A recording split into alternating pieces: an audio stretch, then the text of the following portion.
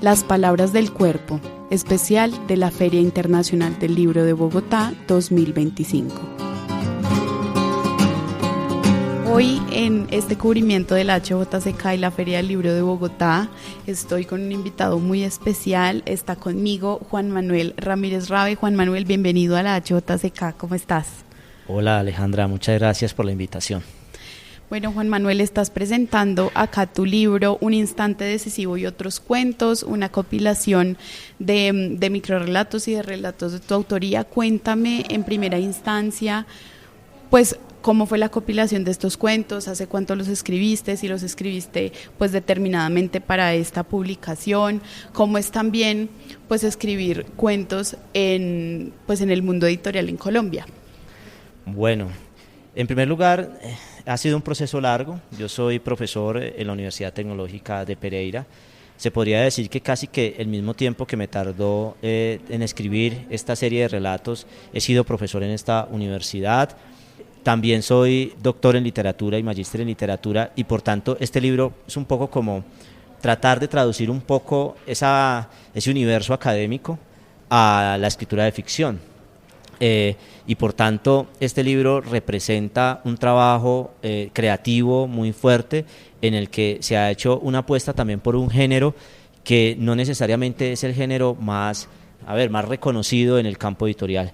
Regularmente en el mundo editorial se reconoce más la novela, se reconoce incluso en algunos espacios un poco más la poesía, pero el género breve es un género un tanto excluido, y por tanto El instante decisivo y otros cuentos, digamos, es una apuesta por hacer una suerte de ejercicio creativo en torno a este género, pero desde una posición más de el microrrelato o textos muy cortos.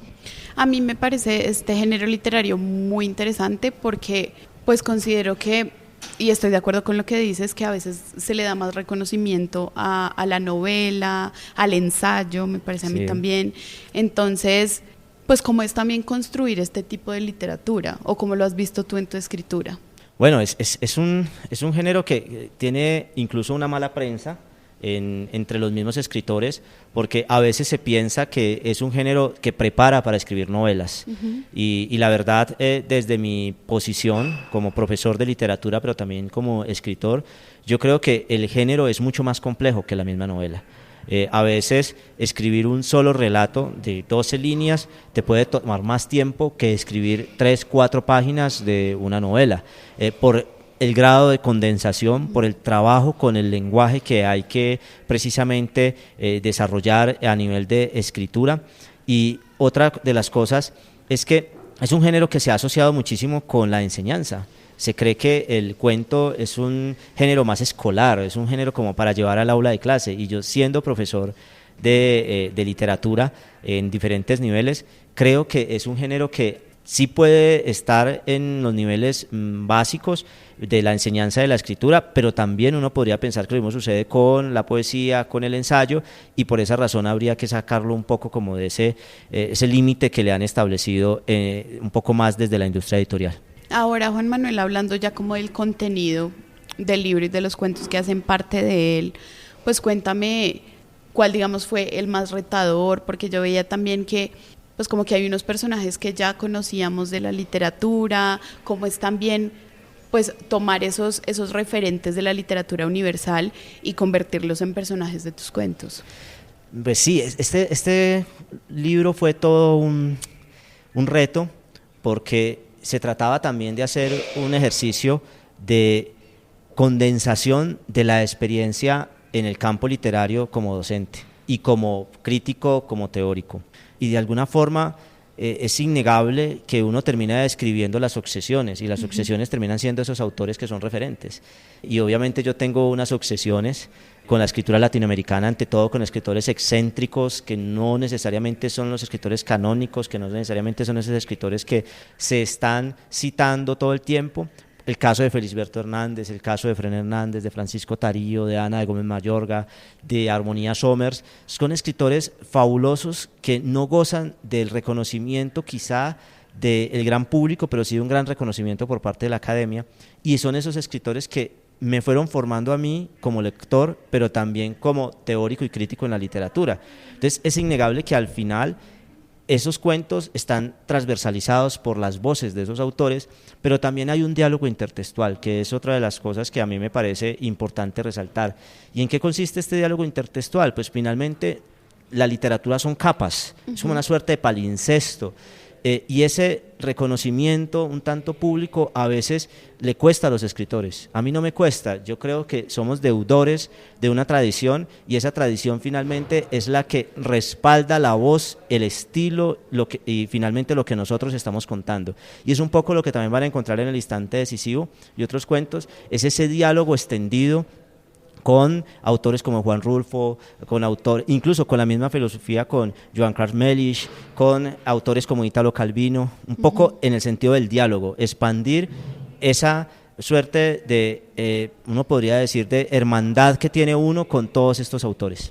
Claro, a mí eso me parece fundamental, como hablar en una horizontalidad con esos referentes que uno tiene en la literatura, y creo que funciona muy bien en este género del cuento, ¿no? Y me gustaría hablar ahora, Juan Manuel, pues de esto que estamos hablando un poco fuera de micrófonos, pero es de esto de cómo ser un autor de otra ciudad que no son las ciudades grandes, que no es Bogotá, Medellín, pero también sabiendo que hay una calidad de escritura y una experiencia también como profesor, como me lo mencionabas anteriormente, pues en un espacio literario como sucede en Colombia, ¿no? Tenemos unos escritores del canon, unos escritores importantes, unos escritores que ahora están publicando un montón, pero cómo es también pues hacerse camino en un mundo literario como el colombiano. Bueno, es difícil, es una pregunta bien interesante, es una pregunta que daría para tejer mucho en este diálogo, y te lo agradezco, Alejandra, porque yo respondería en dos caminos. El primero tiene que ver con mi propia experiencia como docente, y yo soy director de una maestría en estudios culturales y narrativas contemporáneas, y finalmente pues desde la perspectiva que regularmente yo trabajo hay toda una posición contrahegemónica, pero también hay un debate centro-periferia, y lo que uno termina viendo en la Feria del Libro es que sigue siendo muy centralista, sigue siendo una feria que tiene como estandarte ser la Feria Internacional del Libro de Colombia, y por eso quizás incluso en un segundo nivel quedan los escritores o los representantes de la literatura o de la escritura en Colombia nacionales, y ahí sí que quedan más relegados los escritores de la periferia, es decir, los escritores de región, los escritores de ciudades intermedias, y uno podría empezar a ver cómo esto está dividido como en capas. Y esto es una estructura bastante desigual, porque uno ve los escritores internacionales, luego ve los escritores de las nacionales de las grandes casas editoriales, después ve los escritores de Medellín, Cali, y quizá de otra ciudad, digamos, más grande, después quedan escritores de las ciudades intermedias, y por último quedan los escritores de los lugares más recónditos, y uno se pregunta, ¿en dónde está la literatura escrita en la Amazonía? ¿Dónde está la literatura escrita en el Putumayo, la de los llanos? Y es lamentable tener que reconocer que esta es una estructura pensada para una pirámide en donde poco que nos queda a nosotros es tratar de entrar a los pabellones a ofrecer un libro que muy pocas personas realmente van a reconocer. Y ahí está como ese debate. Y lo otro, el segundo punto, y qué pena extenderme tanto en esta respuesta, el segundo punto tiene que ver con cómo está organizada todo el ecosistema del libro. Nosotros esta semana tuvimos la posibilidad de participar de las jornadas del libro, de la Cámara Colombiana del Libro, y ahí es donde uno se da cuenta de que pues aquí lo que hay es una estructura que no necesariamente termina privilegiando a los escritores que no tienen detrás una gran casa o no tienen unos representantes, y esa desigualdad estructural se vive todo el tiempo. Yo en una de las interacciones que tuve con mis seguidores en las redes sociales, planteaba precisamente que venir a la Feria del Libro termina siendo como un ejercicio de reconocer realmente en qué lugar estamos, y el lugar en el que estamos es que hay que forzar muchas cosas para poder que nuestro libro llegue finalmente al lector. O sea, yo lo decía, es un milagro que un lector finalmente le diga al escritor, que ha leído su cuento y que ese cuento de alguna manera representó algo para él. Es un largo proceso y de todas formas lo que queda es que estamos haciendo el ejercicio y prueba de eso es que la HJCK nos abre el micrófono, nos permite hablar, nos permite romper precisamente de alguna manera, si sea por un instante, con esa hegemonía, y quizás no podemos estar en los grandes medios al mediodía, pero sí podemos nosotros estar en una emisora en donde sabemos que hay muchas otras personas que dialogan y se comunican con nosotros. Claro, yo creo que eso es fundamental, Juan Manuel, porque pues yo creo que también la literatura está construida por cualquier persona que escriba, ¿sí? O sea, como que lo que veníamos hablando de que obvio tenemos unos referentes que justo están en tu libro, pero que los escritores de la periferia también hacen parte de la literatura colombiana, también hacen parte de los espacios sobre la literatura. Entonces me parece pues muy importante que también lo hablemos acá, que lo hablemos en los micrófonos de la HJCK, porque nosotras consideramos que pues la literatura no puede ser solo lo que vende. Y pues creo que esto es una gran oportunidad para hablar de eso, y es muy importante que lo digamos también pues como a viva voz, como en voz alta, y pues que no quede solamente como en una conversación alejada, sino que haga parte de una discusión de lo que está sucediendo en la literatura colombiana. Y pues me gustaría saber, Juan Manuel, también, pues tú como profesor y como estudioso de la literatura, pues ¿cuáles crees que podrían ser como esas estrategias para poder abrir espacios en la literatura colombiana para los escritores de la periferia? Bueno, digamos que es difícil porque en este escenario de cómo la literatura termina llegando, por ejemplo, a las instituciones educativas, también hay una presión del mercado. Efectivamente, cuando uno ve, por ejemplo, los planes de lectura están cooptados por las mismas casas editoriales que promueven los escritores de renombre, ¿no es cierto? Entonces, no son planes de lectura que necesariamente privilegien el autor regional o el autor local o los autores emergentes. Son planes de lectura que están pensados precisamente por las casas editoriales que quieren posicionar unos libros. Y esto es, digamos, yo no estoy diciendo nada nuevo y tampoco en el fondo quiero atacar algo que debe ser reconocido. Esto es una industria. Claro. Y como industria estamos mediados por el comercio, por finalmente qué es lo que se puede o no vender y cómo se puede o no vender. Pero yo creo que precisamente la educación tiene que mostrar que se puede por momentos estar al margen de eso, y eso es lo que me preocupa, porque en ocasiones lo que uno ve es que las instituciones educativas deciden qué libros van a vender los estudiantes, no necesariamente por el conocimiento que tienen los profesores, sino por el agente editorial que va a visitar la institución educativa y que ofrece unos libros. Y también falta que estos mismos docentes que egresan de las instituciones educativas sean conscientes de que existe una literatura regional. Pero es muy complejo hacerlo porque en las mismas academias, en los mismos programas de licenciatura en literatura y lengua castellana, por ejemplo, como en el caso de Pereira, en ocasiones es complejo tener una cátedra de literatura regional. Claro. O sea, siempre tenemos cátedras de literatura, no sé, contemporánea, de literatura incluso amerindia, de literatura medieval, pero la cátedra de literatura regional es difícil. Y si es difícil la cátedra de literatura regional, imagínate lo difícil que es una cátedra de literatura escrita por mujeres o una cátedra de literatura queer. Entonces, ahí es donde yo creo que hay que empezar a impactar desde la base misma, que son esos docentes que van a ir luego al aula de clase y van a entrar en contacto con los estudiantes.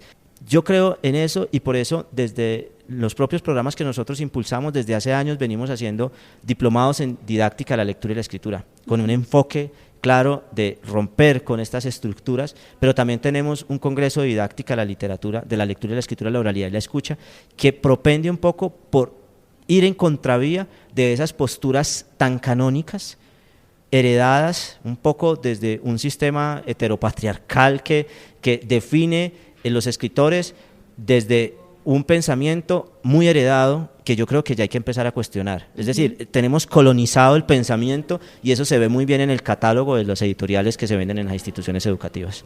Claro, yo acá estoy como meditando todo lo que me estás diciendo porque sé que tienes una experiencia como en esto de la educación que me parece fundamental también hablarlo. Y pues Juan Manuel, me gustaría saber también pues cómo es esa relación tuya con tus estudiantes de literatura y cómo es también llegar a tus lectores. Ahorita lo mencionábamos que es un proceso largo, es difícil también, pero ¿cómo es esa comunicación también con las personas que te leen? Bueno, es que Alejandra, son dos cosas complejas. Yo vengo del mundo académico y en el mundo académico quizás muchas de las cosas que yo ahora estoy haciendo incluso no son ni bien vistas. Hay como, ahora lo hablaba también un poco por fuera, hay un apocamiento, hay una idea de no merecemos tampoco los micrófonos, no merecemos la cámara, ¿para qué vamos a hacerlo? ¿Para qué vamos a mostrarnos? Y cuando se trata de entrar en el mundo del libro comercial, si no mostramos el trabajo, es difícil entrar, vuelvo otra vez a lo que planteamos hace un rato, entrar a competir con escritores que tienen todas las posibilidades para ello, con escritores que tienen las grandes cadenas, que tienen los radios, la radio, que tienen la televisión, que tienen la prensa. Entonces, se trata un poco también como de quitarse esa venda y tratar, no sin negociar por completo todo, sí entender que esto es un mercado y que se trata de conectarse con los lectores, y más ahora que las redes sociales tienen una función tan importante, ¿no? Entonces, se podría decir que mucho de lo que se está vendiendo, precisamente, más que lo que se está vendiendo, para quitar un poco esa expresión, más de lo que se está leyendo gracias a que los lectores tienen una cercanía mucho más, digamos, están más próximos al lector, al escritor, perdón. Entonces el escritor finalmente termina dialogando con sus lectores, ampliando sus lecturas, ampliando el mundo del libro, de la obra, y eso ha enriquecido de alguna forma esa relación que se teje en términos de cómo se resecciona el libro, porque yo sí creo que antes había una mayor distancia.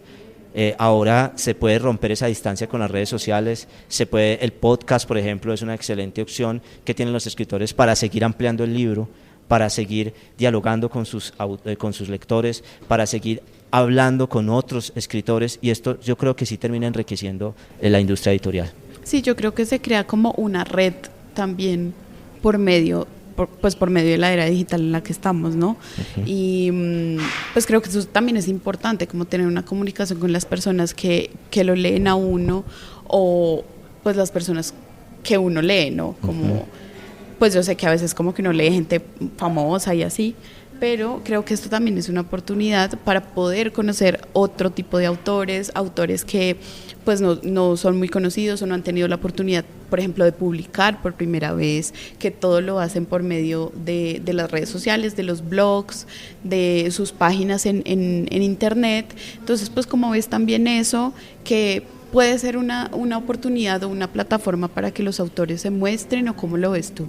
Hay una idea de democratización que nos entregan las redes sociales, pero también hay que tener cuidado con ello, porque finalmente eso termina un poco descargando a veces casi que toda la responsabilidad en el escritor. Entonces el escritor, un poco aludiendo a la expresión coloquial del fútbol, tiene que sacar la pelota desde su campo, recibirla en el medio del campo, tirarla al área y luego cabecear y hacer el gol.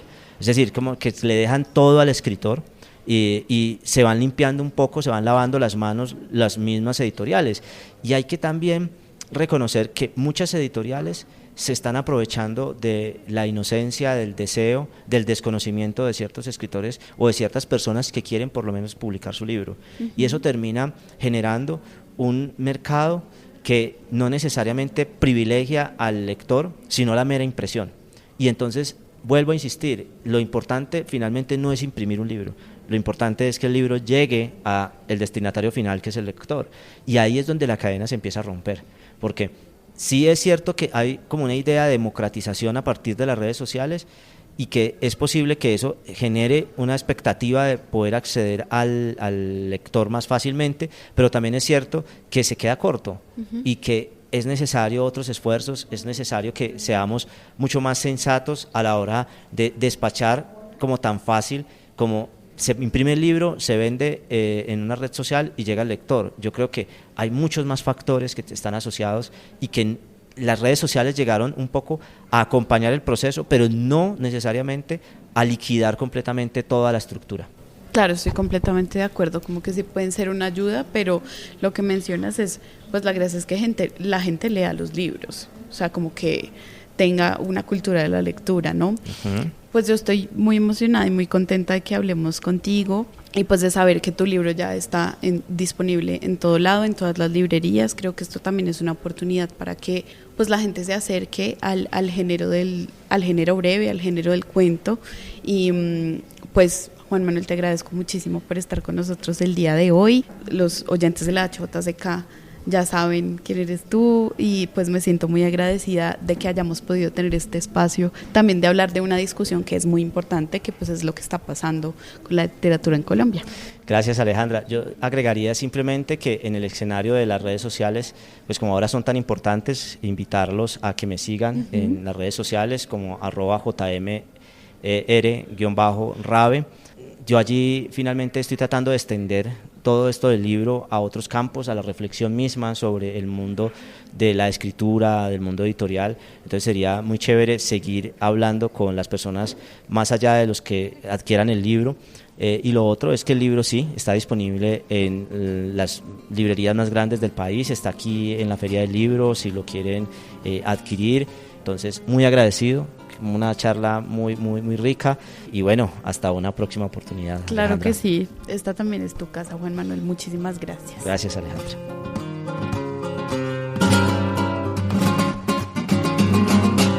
Este espacio hace parte de Las Palabras del Cuerpo, especial de la Feria Internacional del Libro de Bogotá 2025 en la HJCK, El Arte de Escuchar.